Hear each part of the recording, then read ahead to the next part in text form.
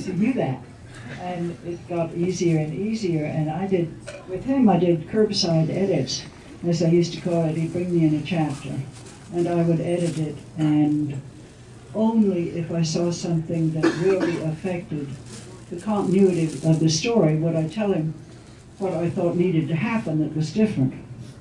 And that was very rare. With Brandon, because it's been newer working together, there was more, let's get this back and send it back, and let's talk about how we're going to redo this, and like that. It's different always with every writer. Yeah. With the complexity of taking the work that Robert did originally, and then Brandon had to do an interim piece to try and fill out the very end, and then tie it back to the end that Robert had already put together, were there things that you had to go back far more often, or was it something where it came very smooth towards the end, tie the story back together and end it the way it was intended?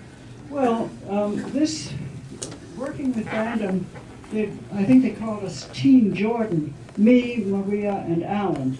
So it was really a three-part editing process. Maria was a continuity queen because she has an almost eidetic photographic memory. Alan loves military strategy, so he was pretty much doing that, and I was the resident bitch about the characters.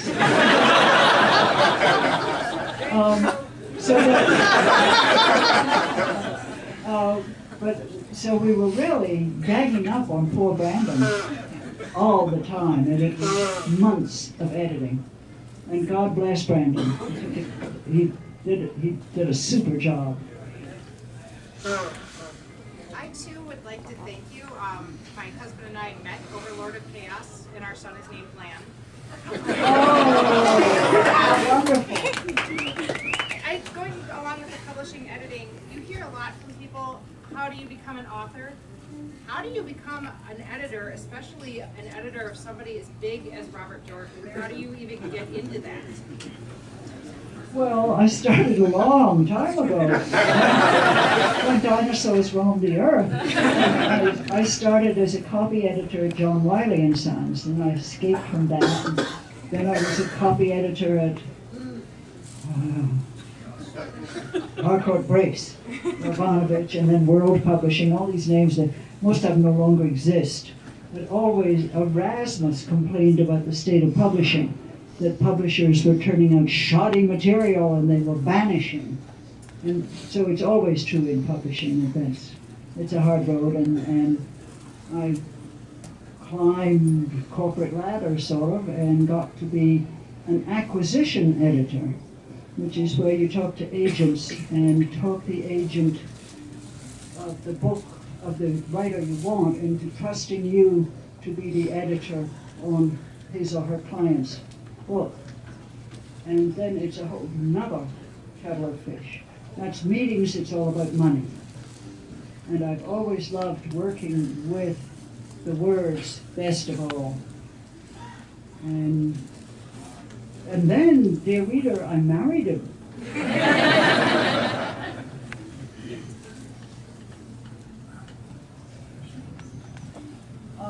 We'll shout. Hello. Howdy. Hi. Matt Coffin's character is different in the last three books. His personality is much more boyish. His dialogue and interplay with the other characters is noticeably different. Can you comment on that? I don't think so. I thought he was fine. But hey, you're entitled to your opinion.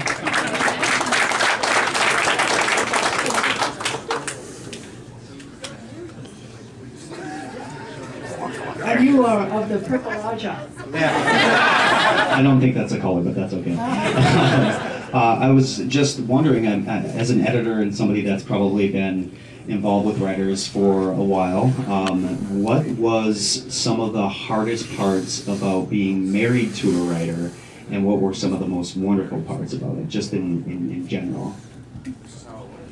There was never anything hard about it. I think that's because I gave him the contract for his first published book. And we worked on that book all the way through the first month of publication, before we ever went out on a date, so that our editor-author relationship was older than the romantic relationship. I respected his work from the get-go, and he respected mine. So it's very professional. Well, it was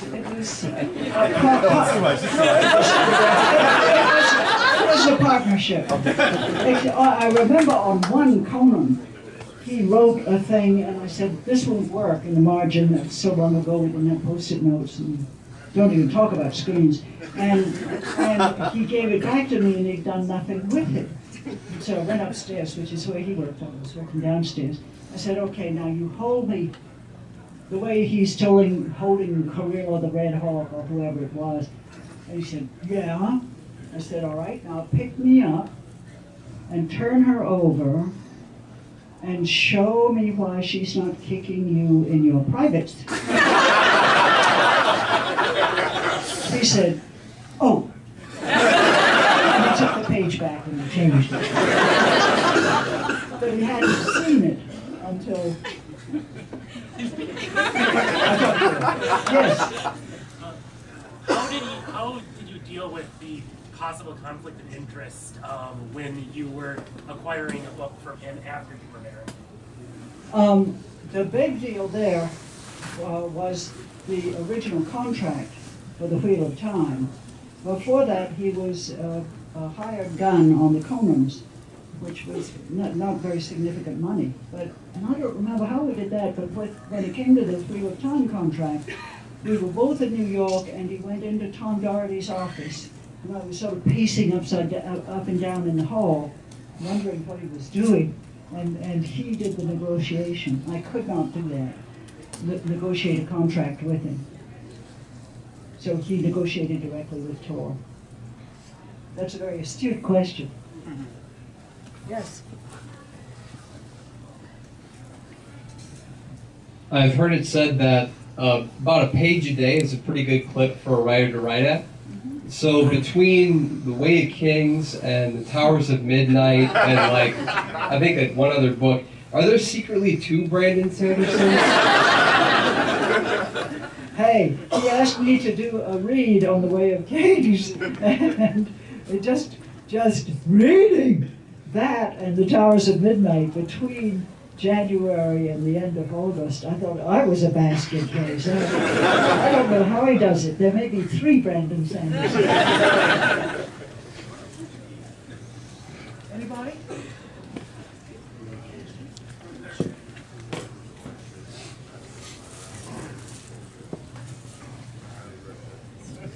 I might be able to answer that because I've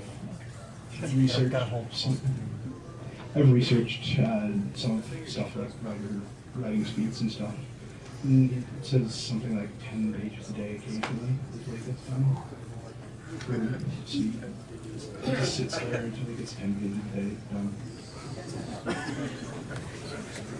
Many years ago, a very good science fiction writer named Fred Pohl wrote a memoir called The Way the Future Was. And if any of you have that ghoulish interest in 1940s fandom, I recommend the book.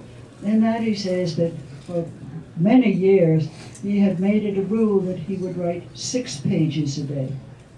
Sometimes it would take him 4 hours, sometimes it would take him 26. Every now and again it would take him 1.5. But that he just didn't stop until he had 6 pages he thought were pretty good. There are all kinds of ways you can do it, but doing it in a regular pattern seems to be key.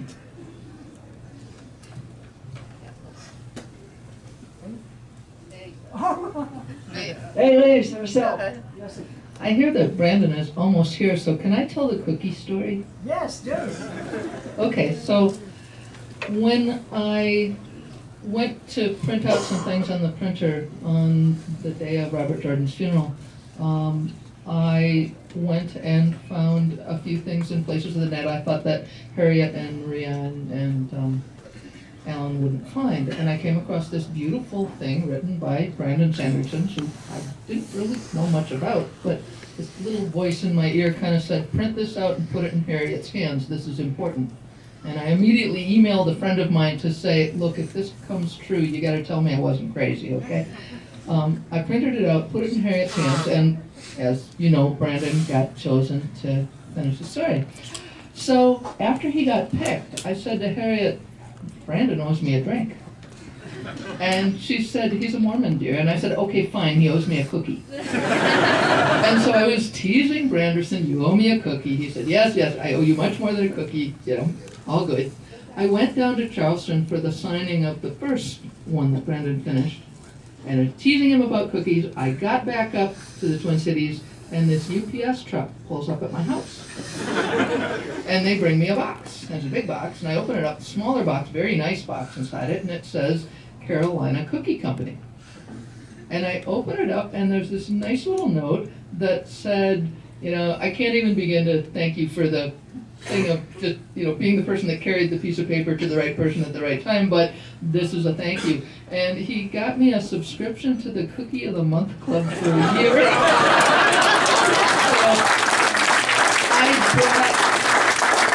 I brought one of the Carolina Cookie Company cookies that I just ordered for, yeah, I brought one for Brandon. So that's the cookie story. Thank you for letting me tell it.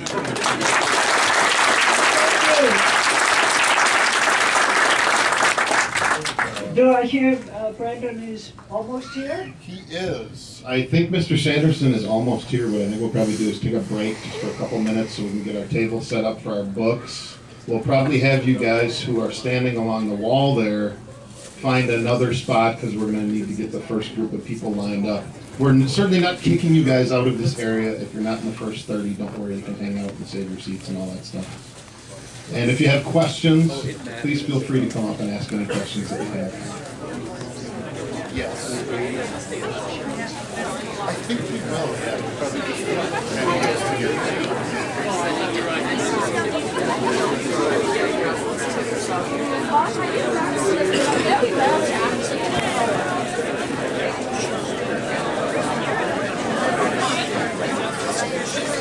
You look like you have a